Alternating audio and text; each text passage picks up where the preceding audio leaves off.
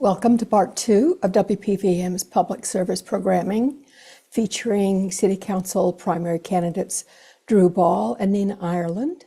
WPVM invited all 20 candidates to come in and do a forum. 7 responded. Dr. Chris Cooper is the moderator. The primary will be held on March 3rd. Out of the 20, 6 will be elected to go on to the general election in November. And from that, 3 will be elected to City Council. We appreciate the candidates who agreed to take part in our public service programming. Thank you so much for that commitment and also for your commitment to the community. I'll turn the programming over now to Dr. Cooper and the candidates.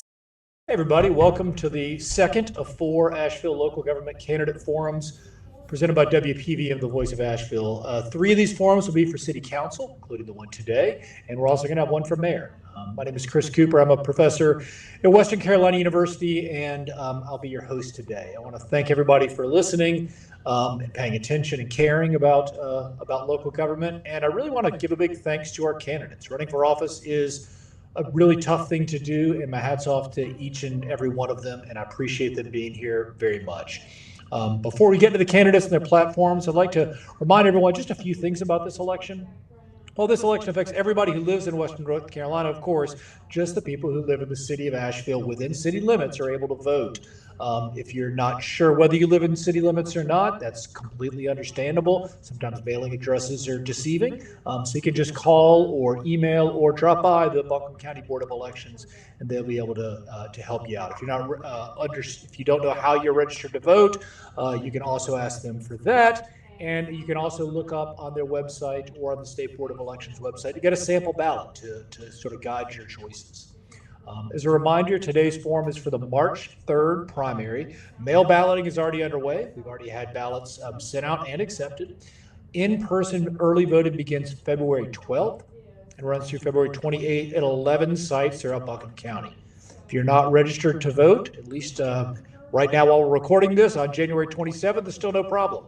You can complete this process by February 6th, or you can complete same-day registration during the early voting period only. So you can't do same-day registration on Election Day, but you can during that early voting period I referred to before. This is a nonpartisan election, meaning that regardless of which party primary ballot you select, if you're unaffiliated, you get to select your choice of ballots. You're going to see these same 20 candidates on the ballot no matter what.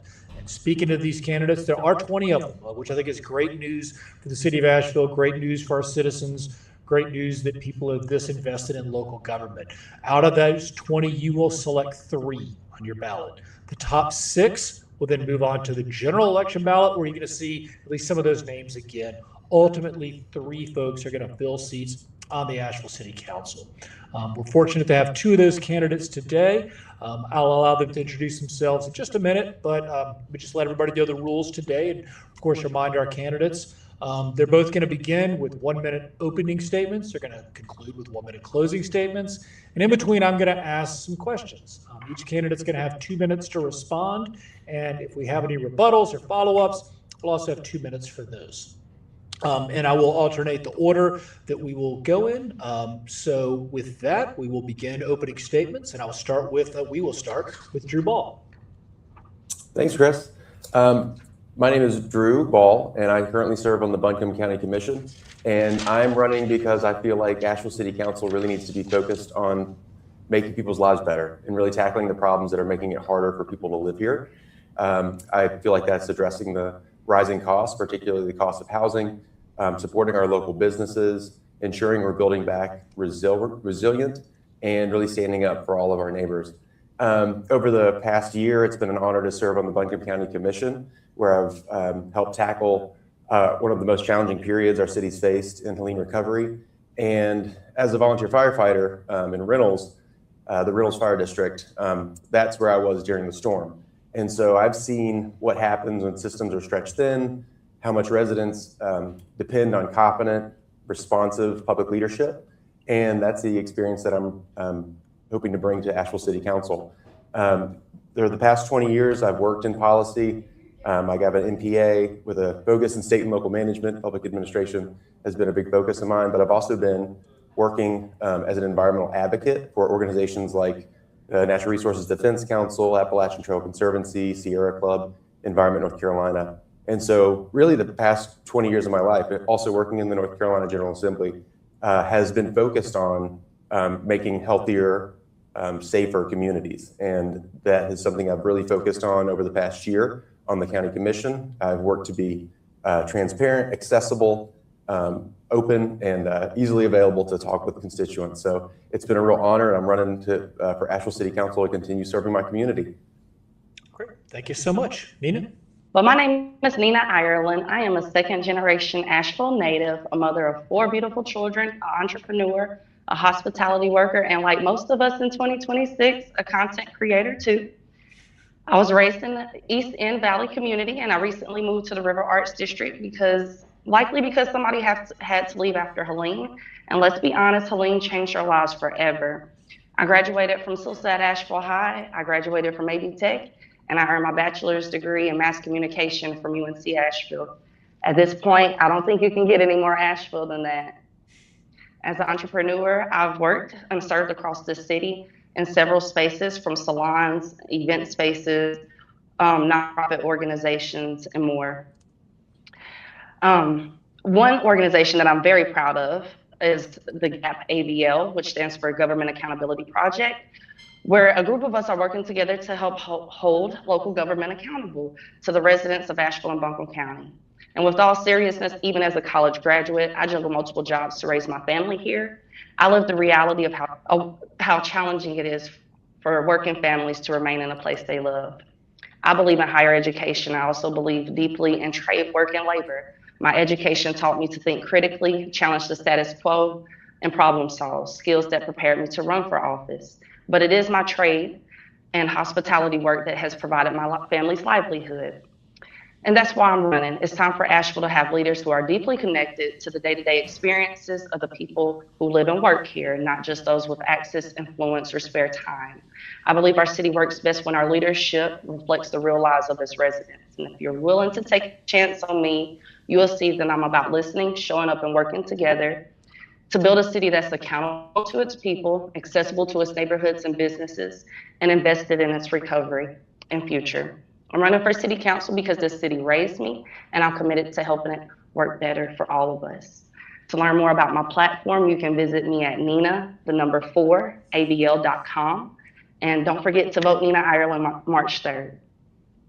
Great. Well, thanks so much. I appreciate that from both of you. And we'll start the next question with Nina and then go to Drew. Apologies, we've had some technical difficulties, but I think everybody's back. So we got through some compelling opening statements where folks were giving their stories, which I really appreciate. And so we're going with our first question, which I will, of course, repeat to Nina Ireland first, and then we're going to go to Drew Ball. So I thought we'd start this forum, the first question in this forum, with something positive. What's one thing the city of Asheville does well, and how will you work to maintain progress on the issue you identify if you're on council? Nina?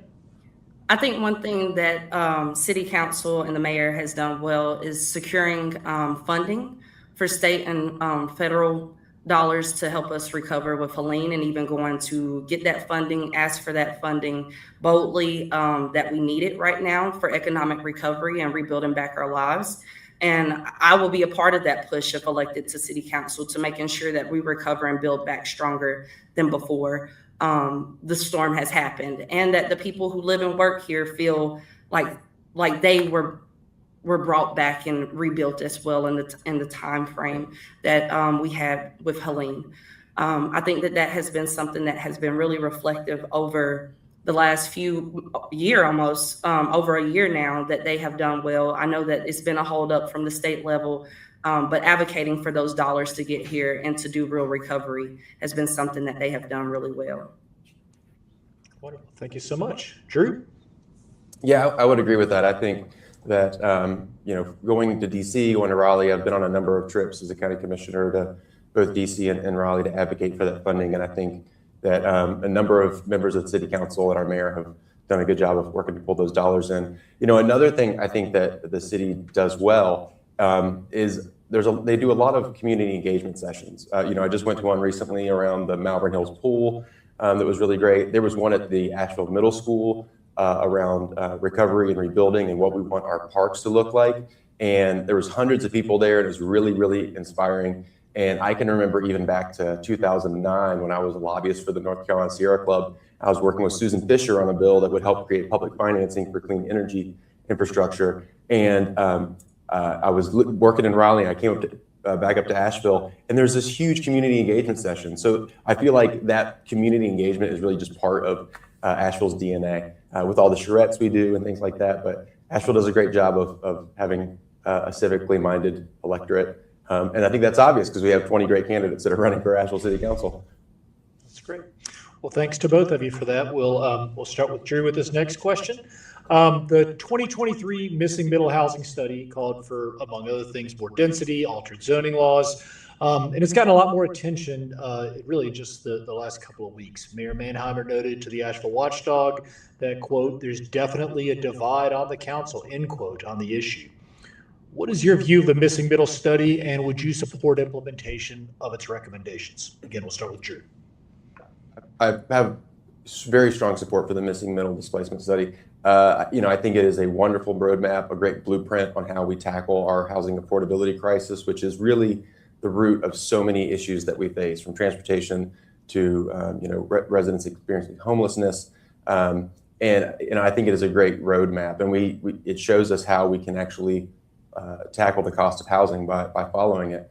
I think that these things can be scary. They can be, there are neighborhoods who have seen gentrification. They have seen displacement because of past policies. So there is understandably a lot of reticence and concern about how we move forward. But I think that we need to be eager in putting that plan into action, because if we have displacement strategies alongside missing middle, increasing our density, it can go a long way to improving the quality of life here in Asheville. We are growing roughly, the county and city, roughly 10-15% per year. Those folks are coming to Asheville regardless of what we do. So if we fail to plan for that, it's only going to make things harder for folks who live here now. And it's just going to continue to create sprawl and a community we really have to ask ourselves if we want to live in. So by protecting our charm, we've got to tackle and move that plan forward. Great. Thank you so much. Nina? I definitely agree with the Missing Middle Housing Study. I think that there is a big divide on city council right now that we see playing out in the news that is unfortunate, with the anti-displacement part of it, the Chapter 5. And I know people have encouraged people to read Chapter 5 of the anti-displacement study, but I go a step further to read Chapter 5 and Chapter 6 to see what the recommendations are from the city that talk about people who are being displaced. And I think that's the biggest thing with all Asheville residents. Legacy neighborhoods are what's at the forefront that people are talking about. But I think that the one basic question that we should ask when dealing with any kind of housing structure and putting missing middle housing that is desperately needed, not just for people flooding into North Carolina or Asheville, but for the residents who are currently here that have a hard time getting out their parents' home, or moving into an apartment without a roommate, or buying a home without having a bunch of people to have to go in or help you with it. So I think that the biggest question we have to ask is, will this decision make it harder for residents to stay here who are already here as well? And I think we have to put certain anti-displacement policies across the board to help residents who are born here, raised here, or want to stay here and move here, and not overlook the people who are here. Because the biggest part of the study that I read is that the housing that we're still trying to build is still missing a lot of the middle people that it claimed that it wants to help. So, and that's not just Black and brown people, that's people across the board. So I think we need to take we definitely need to address it. And there's definitely a lot of areas that are ready for missing middle housing to be built, and can have that in different neighborhoods around the city right now. And that's what Chapter 6 talks about. There is a solution versus pushing people that might be displaced in spite of it. Great. Thank you so much. We'll start back with you on this next one, Nina. The tourism industry obviously continues to drive much of Asheville's economy, but at the same time, some have called it a devil's bargain that benefits the wealthy, uses public resources, it doesn't put enough back in the community. What is your view of the proper role of tourism in Asheville's economy, and what specific policies would you champion on Asheville City Council to tamper the worst part of its effects? Nina? Tourism is a huge part of our economy, from the arts and culture aspect of a lot of us relying in heavily on people outside to buy different things within the arts and crafts community here. Also with the hospitality community here. I think it was when I went to the county commissioners meeting, I seen the TDA report, and just watching that graph of how the numbers drastically went down in 2025, it was because of the hurricane in 2024. And I was very much affected by that as a hospitality worker. The bulk of my income came from the season. The bulk of my work was starting right when the storm happened. So my income was literally from that job wiped out. And also as a natural hairstylist, it was wiped out with not having water in the city.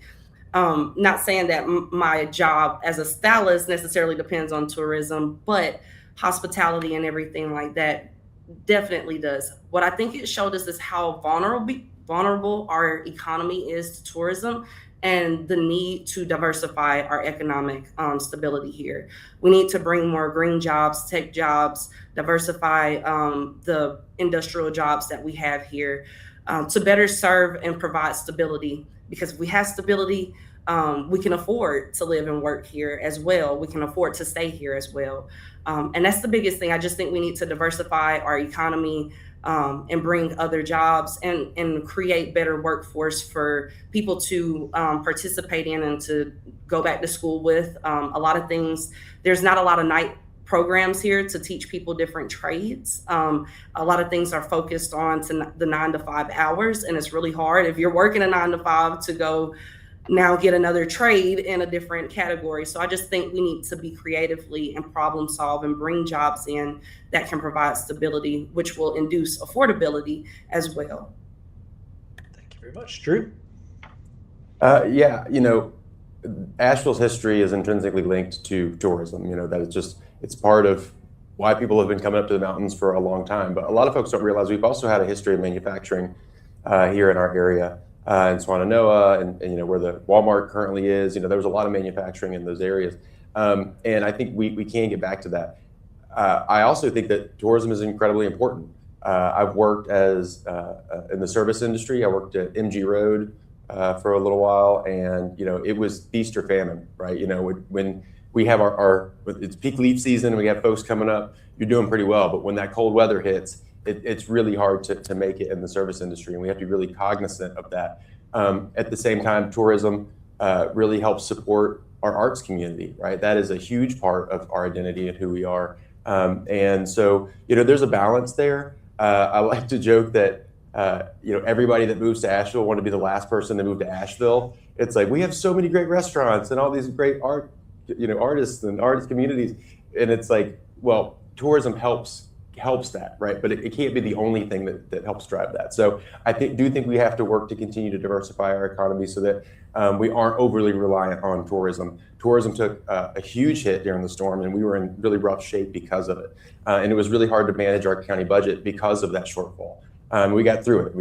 We were able to, we didn't fire any county staff. Our people are our most important aspect of who we are at the county level. They do such important work. So we were able to keep all of our staff. But we're also seeing this push from the federal level. This administration has been cutting Park Service jobs, a lot of federal jobs that were in the area, VA jobs. So, we're really getting hit from all sides. So we do need to diversify our economy, create partnerships with AB Tech, which is something we've done at the county level, and also work to bring in new manufacturing jobs, which is something else we've been working on at the county level as well. Great. Thank you both. So I think in your answers, you both already have touched a little bit on Helene. So let's talk a little bit more about it. Right, Asheville and Western North Carolina more generally continue to suffer, many of the effects of Helene. How would you assess the progress that's been made, and what specific policies would you prioritize on council to advance recovery in the city? So how would you assess the progress made, and what specific policies would you prioritize to advance recovery in the city? We'll start here with Drew. Yeah, I would say that this community has really shown up for each other So much of this recovery hasn't been government driven. It's been people showing up with chainsaws, looking out for their neighbors. And I think that's why we've come a long way. And you see that, we had folks from FEMA, from all these national departments who came to Asheville, and they would say, I've never seen a community after a disaster like this come together and really take care of each other. And so huge credit to our residents. I think we've worked really hard at the local government level, millions of pounds of debris removed from our roadways, from our rivers. We've fought really hard. As I mentioned, I've been to DC and Raleigh multiple times to work with our federal delegation and our state delegation to bring in the dollars that are owed to us to recover. That has been a challenge, and oftentimes we just have to, call them out and continue to work on bringing those dollars in, because that's going to be one of those critical pieces of it. We have a lot of money that we have already paid that is going to have to get reimbursed to us from FEMA and the federal government. So focusing on that, and I think that engaging the community, we have an opportunity right now, not just to build back what was there, but to build back even better and build back more resilient. What do we want our future to look like? What do we want our preparedness to look like next time that we have a major disaster, be it flood, wildfire, snowstorm? We really got to invest in our first response. Flood gauges. Buncombe County has created a Helen recovery plan in partnership with all of our municipalities, and it creates a great roadmap. There are a lot of recommendations in there to ensure we're building back more resilient, while also ensuring that we are supporting our community through the arts, through local businesses, local restaurants. So we've really got to focus on ensuring that everybody gets through this storm, because some folks are back to normal, right? Some folks are living their life like the storm never even happened, but there are still some folks who are still living in FEMA trailers, and we can't let those folks fall through the cracks. So ensuring the recovery lifts up everybody, and that everybody who wants to stay after the storm can still make their life here. Nina? So I'm answering the progress that's been made and prioritization, right? I'm sorry, I can't pronounce that. No, you're all fine. Yeah, that's exactly right. Okay, so the progress that I think we've made, again, by securing some of that funding to get back so the work can start. Like Drew said, the debris removal, a lot of things look better than what people expected. I don't necessarily would say that it's back to normal. I think some of our top priorities going into Helen recovery would be just making sure we have stable infrastructure, fixing the infrastructure, making sure our water, our storm water is good, fixing people's businesses and homes. There are a lot of people's homes that are damaged that didn't get much from FEMA or federal relief, or even their homeowner insurance for that sake. Also making sure that there's dollars still set aside for people who were greatly affected with their work that might not can really just jump into a different trade or a career, and making sure that rental assistance is still out there for people who need it, who are not homeowners, that make up a majority of our residents with the affordability aspect. And then again, just public facilities, again, prioritizing revitalization and not necessarily expansion at this time. I'm not going to be prioritizing on trying to just build up new things just for the sake of it. I want to get us back with recovery money to a better place than before, but also just making sure the residents and the small business owners have a cushion better than what they had before Helen as well. Great. Thank you so much. We'll start with you on this next one, Nina. Sort of got a couple questions here about collaboration, just to sort of level set. As you know, North Carolina is not a home rule state, meaning local governments, municipalities in particular, in North Carolina must work in consultation with the state government on many issues. Sometimes that relationship has been productive and collaborative with state government and state legislature in particular. Other times it's been tense. How do you see the relationship between the city of Asheville and the General Assembly, and how would you work with the state and the General Assembly to get better outcomes for the city and its residents? Nina.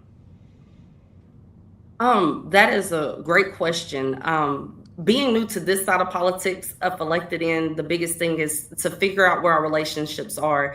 there are many things that I think that probably are going really well with the state and local government, and there are things that I think we can talk about and improve on. And the biggest thing is having more tourism dollars, like the hotel occupancy tax, coming back to general government funding. I think that is one of the biggest and key things with being such a heavily tourism city and county, that we could really use a lot of that revenue that comes in to go back to just things like infrastructure, public safety, sanitation, stormwater infrastructure as well. And just also honing in on those partnerships and collaborations that we're doing really well on too, and making sure that those relationships stay and build upon that with what we're doing. Again, not just with federal recovery money, but also going forward with long-term planning as well, that we keep those, that we make note of what we need, and that we work to bridge that gap at the state and municipal level. Okay, great. Drew? Yeah, so I would say that our partnerships are critical. Part of the reason I'm running for city council is that I've built really strong relationships over the past year on the county commission since being appointed. And I want to utilize those relationships to help continue our recovery and ensure that Asheville is not picked on and taken care of. We are, a pretty progressive city. Out of 20 candidates, I don't think there are any Republicans running. But the Republicans dominate the state legislature.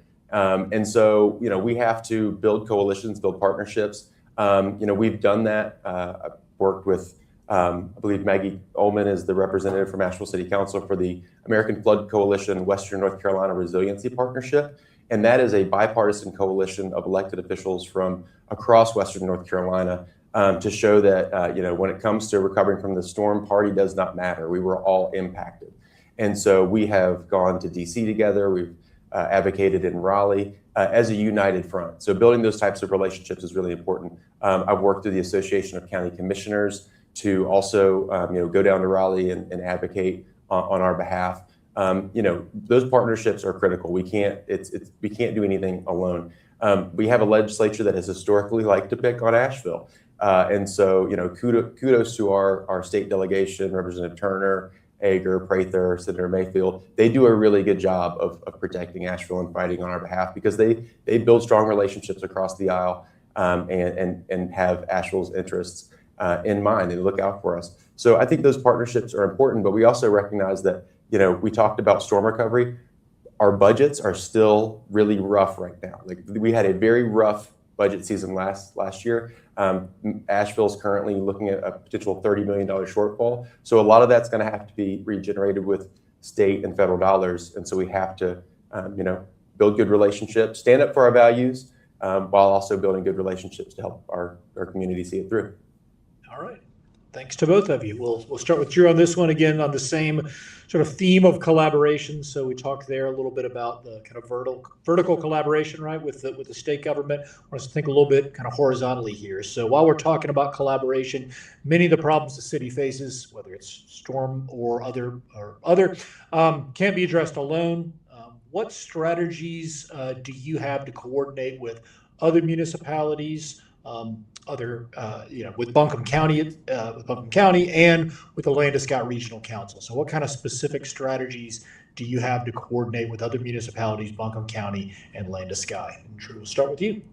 Yeah, it's a great question. And thankfully, a lot of those venues for collaboration exist. I currently sit on the Metropolitan Planning Organization, which is our multi-governmental board that helps shape the future of what transportation will look like here in our region. And that's a great opportunity to build those relationships and collaborate across city, county lines, which I work really hard to take full advantage of. As I mentioned, the Association of County Commissioners I've been really involved with. On the city side, it'd be the League of Municipalities, which is a great organization that is working really hard for the interests of cities and local governments. Again, that Western North Carolina Resiliency Partnership is just another coalition that we can lean into and engage in. I worked in the General Assembly out of college as a legislative assistant, and that building is pretty rough and tumble. So when you go in there, lockstep, arm in arm, shoulder to shoulder with folks and make those asks, it comes across a lot better. But Landescott Regional Council, again, they do such great work for our community. And we've just got to take full advantage of these avenues that we have to collaborate, because we are in this together. We are, an amazing region that faces a lot of the same challenges. And as the big city here in the middle of the mountains, we face sometimes more than most. So the more we can collaborate, get outside our city, get outside our county, and build partnerships, it pays dividends for our community. Okay, great. Thank you, Nina. Well, I think collaboration is key to building strong communities, building strong cities, especially with other municipal offices or governments throughout North Carolina, to see what they're doing well, what's working. I know a lot of things are being done, and I think the Durham, Greensboro area with missing middle housing is one, like just looking at what other people are doing in the research and what's doing well that we can collaborate on, learn from, partner with, or adopt even in our own city. The biggest thing with the county, I think we should be very strong with the county and not looked at as two just really big separate things. Like transportation, we should have city county transport in case of people live in Asheville but work in Buncombe County somewhere. We should just communicate on all levels, whether it's public health, whether it's transportation, public safety. We're on, the city is within the county. So whatever affects us still affects the greater, larger county, I believe. I've never heard something happening in Asheville and people in Arden and Fletcher don't really necessarily just feel unaffected by it. So I think crossing those paths more often than none, it needs to happen. And also with such large deficits, how can we rely on each other to not duplicate services or strain already services? What are people doing well? Where do they have extra that could come over here that we're not putting the strain back on the residents or the sales tax for that purpose? And I think that just strengthening those relationships, exploring them more and diving deeper into them at the county level and at other municipal levels will be a great way to go from here and for the long term. Great, thanks to both of you. I'm going to sort of nudge a little bit more on this one and just sort of ask you guys as a follow-up if there's one specific area or one specific policy where you feel like there's an opportunity for collaboration that's not been realized. So I think we talked really well about kind of the importance of collaboration, but one specific policy where you say, hey, here's a place where if I were on council, I could make a difference by collaborating with another government. We'll start back with Drew on this one. It's storm recovery. It is advocating for our community to bring in the dollars that we are owed from the federal government that are, Kristi Noem asked to sign every check over $100,000, and we've got to continue to push to get that funding flowing. And we've done that through the Western North Carolina Resiliency Partnership, bipartisan group of local governments, local elected officials from across the region, and we've had a lot of success. We've met with the heads of FEMA, we've met with our entire congressional delegation, we've had meetings at the White House. And those are well received because we are united. And so I think when it comes to storm recovery, we've got to continue to fight. Swannanoa still doesn't have a post office after the storm, right? So we've got to that affects all of us. That even though it's just Swannanoa, we got to stand up for our neighbors and realize that we're in this together. So I think those types of things are where we really need to stand arm in arm to fight for our communities to recover. Great, thank you. Nina?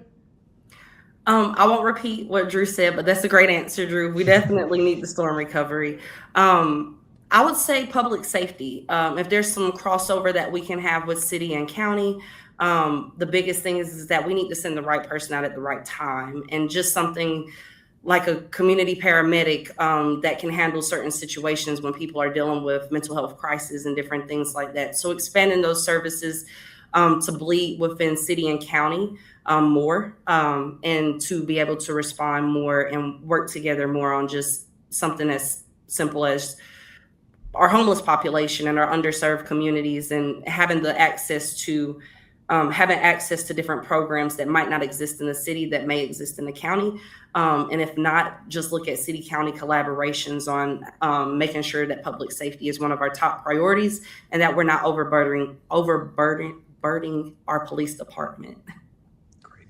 Thank you so much. We'll start back with Nina on this question. And since you mentioned homelessness briefly, we'll kind of tee off there for a second. So was looking back at my notes from one of the previous forums that I had the pleasure of moderating a couple of years ago, and I had a question about homelessness, and it struck me that some of the same question still stands, and maybe that's a statement on it itself. But Asheville is experiencing what some have called a quote crisis in homelessness end quote. What is your experience of this issue, and what specific strategies, should the city of Asheville pursue to help people who are unhoused in our community?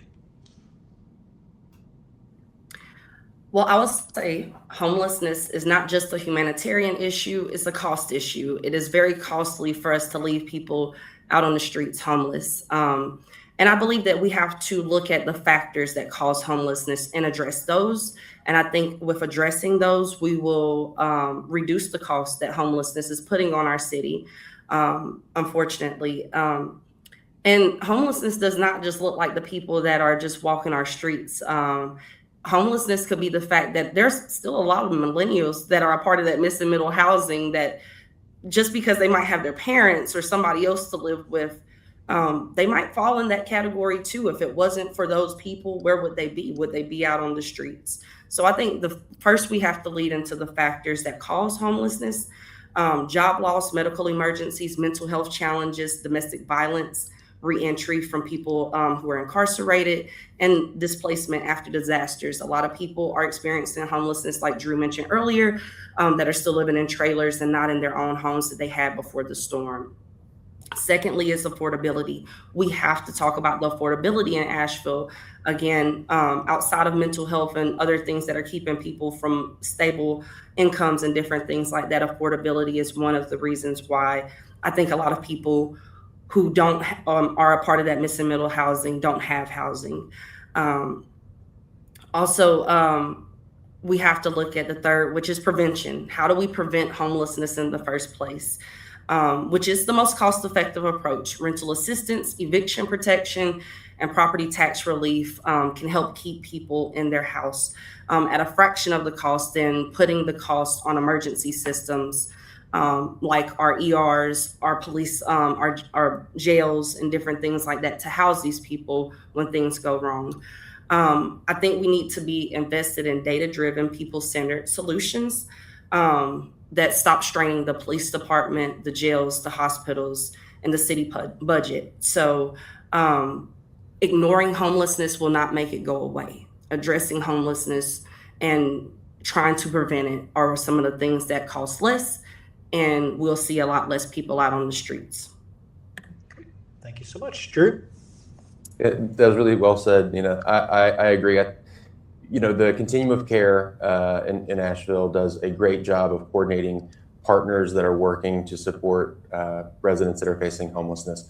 They do great work around coordinating our Code Purple, where when temperatures get really low and things get really dangerous outside, helping ensure that folks have a warm place to stay. They coordinate the PIT count, the point in time count, which I encourage everybody who's interested in this issue to engage in the point in time count. It's going to just got rescheduled. It's going to be February 10th and 11th. And that is a kind of a 24-hour snapshot where we go out. I participated in it last year, and you directly speak with folks who are facing homelessness and hear from them what they're facing and try and better understand the issue. And that helps inform federal dollars that can come into the community as well. So the point in time count, and we need volunteers for that. So please check that out if you're interested. But a lot of this also, comes down to ensuring our first responders have the support to deal with this. Our community paramedic program is really strong. It's gotten a lot of national recognition. We need to invest in those types of things. But as Nina said, data-driven types of solutions. Unfortunately, we're seeing the federal government pull back a lot of the resources that they provide to local communities for these types of services. So that's another issue we're going to have to get through and figure out how to tackle. But so much of this comes back to the cost of housing. That missing middle displacement study, again, is a key roadmap that can help address this problem as well. There is a direct correlation between the cost of housing and the homelessness population in the community. And it's a national epidemic. It has gotten worse around the country. And so it's not just Asheville. So there's a lot of lessons to be learned from other communities, like Denver, for example, that have some really innovative ways to tackle this. But I also agree that we need to, address this on the front end. Rental assistance, The Family Justice Center is a really, really great tool that we have in our community, great partners that help with folks facing domestic violence, which is oftentimes one of the primary reasons folks end up homelessness is what they're facing in the home. So supporting the Family Justice Center is a key piece, and just really trying to work on lowering the cost of housing. Great. Thanks to both of you. Let's see here. So question, this will be of no surprise to y'all. Questions around Mission Hospital and HCA have dominated the local news for the last few years. I'm interested in your view on those debates, but I'm really even more interested in your view of the proper role of Asheville City Council, if any, in these ongoing debates. So in general, your view of these debates, but really what the role of City Council should be here, Drew. Well, Mission Hospital used to be, world-class service. A lot of folks, I've talked to folks who, in their golden years, have moved here to be part of, a world-renowned hospital, and sadly, we've seen that reputation diminish. I opposed Mission Hospital receiving their level 1 trauma certificate. We sent a letter requesting DHHS really take a close look as to whether they were going to utilize that to actually make services better or just charge more. And I also went and spoke out against their certificate of need so that we can, the state's going to provide a certificate for 127, I believe, beds in the area. And it's important that we diversify and break up that monopoly. We need to have competition in our healthcare. And that serves all residents better, right? And so I think that it's really critical. It's one of our largest employers. We need to listen to the nurses. We need to listen to the staff. And when they raise problems, we should be concerned about that, and we should stand with those workers. And we just need to continue to try and call on Mission to deliver the quality care that our community deserves. And I believe that is part of what City Council should do, is holding them accountable, but also, thanking them when they do something right. Like when they helped out during Helen, they were great partners. But, there's a lot of things we work with the hospital on a day-to-day basis, and we've just got to hold them accountable for quality care. Great. Nina? I 100% agree with holding them accountable for quality of care. From personal experiences on, like Drew said earlier, Mission Hospital, St. Joseph was a staple place to go. As an insurance agent, one point in time years ago, I was out in Haywood County, and she was like, I tell them to skip Haywood Medical and take me straight to Mission. I don't know if she'll say that now, but I definitely agree. We have to break up kind of the Mission monopoly here.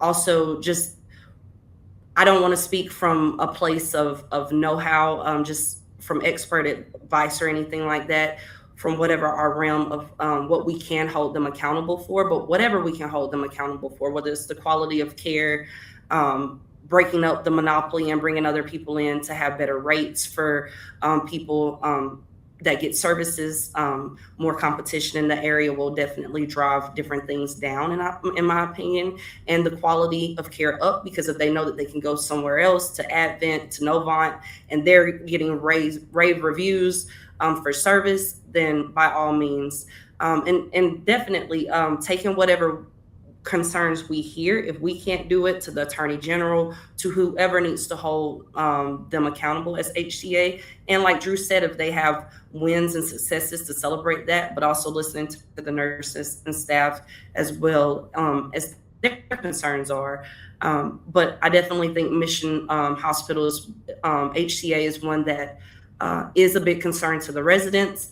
How much of that, I don't want to speak out of turn and say that, we can do everything and we don't have no power to do it. But whatever is in our power, I would like to hold them accountable for that. Great. Thank you so much. And we'll start right back with you, Nina. Transportation policy obviously continues to be a problem, or at least one that's perceived as a problem in the city of Asheville. What would you do on City Council to help alleviate these problems? Nina? I think I mentioned earlier that I think the county should definitely look at and have more of a closer connection with transportation, public transportation. I had a lady speak to me, I think it was last week, and she told me that a lot of Section 8 people were being pushed into outskirts of the counties, and not necessarily, there was not a lot of places for them to get Section 8 vouchers within Asheville. And these are people who are located in Asheville. So now they have now been displaced, and even more, they might get displaced even more, because if they don't have transportation to get to their jobs to help cover whatever their part is of the rent, that Section 8 is not covering, we're now facing potentially homelessness again. So transportation is a big thing, and public transportation that reflect the working hours of the people who live and work here is a big thing too. So making sure that we have the funding in place for people who want to stay here to be able to get where they need to go, and not just to work, but also to doctor's appointments and to the hospital efficiently. We just need really good policies that can hone in to make sure that we are accessible and affordable and providing stable transportation for the residents. And I think we can do it on a bigger level than just city. I think we can do a city-county partnership to make that stronger. Great. Thank you very much. Drew? Again, I think this is an issue that comes back to housing. So we at the MPO level have adopted a goal of more density, because we recognize that sprawl and building further out into the county just puts more cars on the road and creates more traffic. It makes it harder to create walkable, dense communities. The director of our MPO just recently presented to County Commission, and he compared a census tract in Montford and a census tract in Sandy Mush in the far northwest part of the county. And the housing, that the permits that have been pulled for new housing in Sandy Mush have exploded. A lot of new housing happening up there. A lot of cars having to come all the way down New Leicester to get into the city. Montford, the Montford census tract has lost population.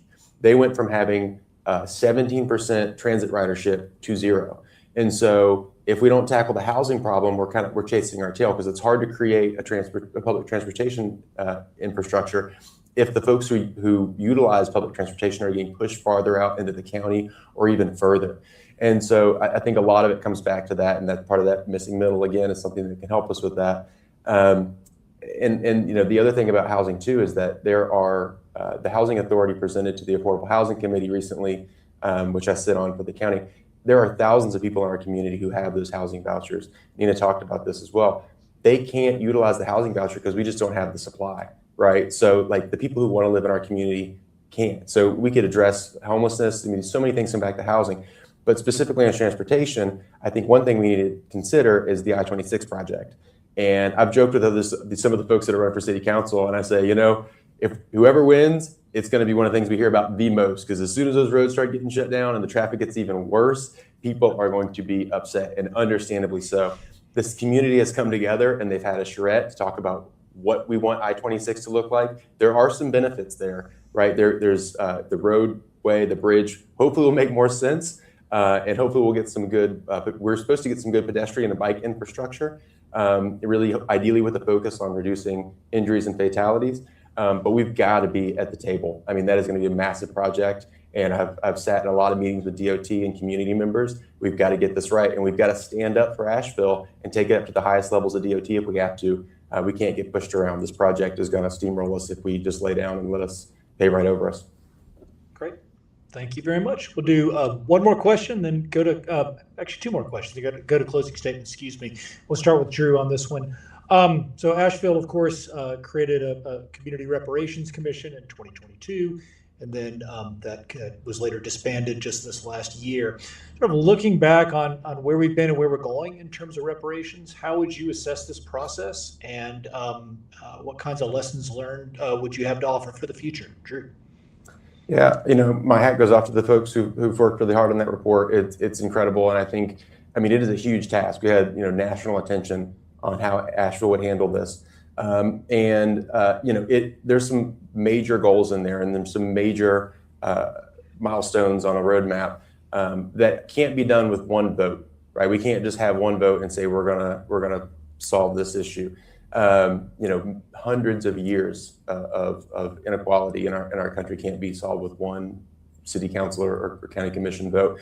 But I do think we need to take to heart what is in this. You know, stop the the school to prison pipeline, right? Like, we can't just vote to do that, but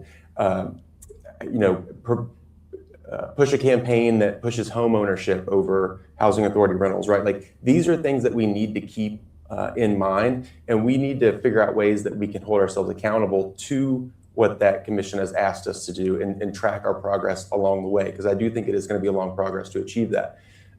We also have headwinds at the federal level that are hostile. We have a Justice Department that is opposed to restorative justice, right? We had got a letter, the city and the county got a letter and said, we see what you're doing there, and we're watching you. So, we've got to be thoughtful about how we do this, but it's so important that we take these recommendations to heart and try and incorporate them into what we do as a community, so that we are, alleviating harm and restoring, some of that justice, and hearing those communities out and doing what's right by them, because it's a part of our history and we need to be honest about it. Great. Thank you very much. Nina? Thank you for the answer too, Drew. I think the reparations committee, first off, for everything that they did and the 3 years that they worked on this, because I believe it's 3 total, and the 39 recommendations that they came to city council with as to what they found and what could be done. And we do need to take those recommendations into account and see what we can do with those right now that are legally sound, that we can do with it. I was in a meeting one time that because of the hostility going on at the federal level, some things just might have to be worded a little bit differently. But in all, I think that historically, the Black community is definitely due some kind of reparations that should be addressed at some point in time. Whether or not we can get it done through this administration or not, it is something that should be addressed. And when I was at that meeting, I said, if DEI really worked for Black and brown people like it was supposed to, specifically Black people in the country, African Americans that suffered harm, then we wouldn't be asking still for reparations. So something was missed when the whole boom of DEI happened, that still left Black people out to why we're still sitting here today having this conversation. I think when getting in city council, looking at things that can happen legally within our realm, that doesn't necessarily violate the federal level or harm any kind of federal dollars coming into our area. Just taking a look at what all our options are that we can do to address certain inequities that has happened in our community, and going forward with those on their recommendation list or not. What can we do as city council? What can we legally do right now to keep moving the needle forward, or at least to keep the conversations going? I think the city has done a very good job at diversifying how it looks and how it hires. But we still have a long way to go with the deep harm that has happened within Asheville and its history alone. So I think that keeping it as a conversation, not just throwing it on the back burner to 2 years from now when we're in the next election, we can bring it back up. I think it's something that we should always, even if it's not always on the agenda, that we should always think about addressing anytime that we can, and being intentional with our policies and making sure that if we're not going to go with things that spell out intentional solutions to harms that has been done, at least be intentional to making sure the government is accessible going forward and opportunities are available for Black people to be a part of and to get their name in the hat. Thank you very much. So last question before we do closing statements. What's one issue we're not talking enough about? And I don't necessarily mean us today, but us as the community. What is one issue we're not talking enough about? Nina? I don't know. I needed an extra 30 seconds to think about that. What? Because I feel like Helen exasperated everything that we're going through right now. Affordability, the economy. What is one thing that we are not talking enough about? Our youth. We're not talking enough about our youth. What are our youth? Especially here in Asheville, we don't have a lot of family-friendly activities. A lot of our parks have been washed away with Helen, which I know that that's kind of on the forefront this summer coming up. We're looking at probably, again, one city pool. We're not talking enough about what it is our youth wants, what's on their minds, what are their concerns, because they will be here doing these kind of, forums here in the next 10, 15 years, so what are we doing to prepare them? What kind of future are we giving them? And, again, how are we better helping them right now in the city to want to stay in this city once they graduate? A lot of people want to graduate and move away and not come back. A lot of people want to start families that were from here and not come back because there's not a lot of friendly activities to do that doesn't concern alcohol, that somebody pointed out to me the other day, or beer. So I was like, oh, yeah, you're right. It's always there. It's always there. It's part of Asheville. So I think that you're just putting the youth back on topic and back in the forefront. With everything that's going on, we're telling the kids, not right now, but we should always be putting them and thinking about them with any decisions that we make. Great. Thank you. Drew? That's a really good question. I feel like, and I know Nina's having a lot of conversations, so we're like, what are we not talking about? I feel like we probably talked about just about everything with all these conversations we're having out in the community. But, I think the comment about, helping make sure that families can have, raise young families here is important. But also, we've got a lot of folks that are moving to this area that are aging, and we need to make sure that folks can age in place. Again, that comes back to housing affordability, comes back to our quality of Mission Hospital. But, as that aging population continues to get older, which is, the baby boomers and a lot of those folks, we're going to have a city that works for them too. And we got to care for the oldest in our community. So I'd say, caring for the older citizens, a lot of them are going to rely on public transportation. Is it going to work for them? Really kind of thinking through what their quality of life looks like as well, because they're a part of our city too. Great. Thank you very much. Well, we will close out with closing statements, and we'll start with Drew. Well, Chris, thanks so much. Nina, it's always fun to be with you as well. We've got a lot of great folks running for City Council, and it's really inspiring to be alongside a lot of these folks. But, I love our mountains, I love our community, and I've helped our community navigate post-Helene as a county commissioner, and that's been a huge honor, and I'm running to continue that service on Asheville City Council. I want to put that budget experience, the relationships I've built, the lessons learned to work. And, I didn't just wake up the other day and say, you know what Asheville needs? More candidates. No, I'm running because I feel like I have something unique to bring to the table, given my time on county commission and also my, decades of working in policy, environmental policy, and community organizing. And I just feel like we really need to focus on making sure that Asheville is affordable so that folks who make the city work can afford to live here. We have to build back more resilient. We have to ensure that we're standing up for all of our residents, that we remain a welcoming community, that we stand up for local businesses and our arts community. And those are the priorities that I want to continue to work towards.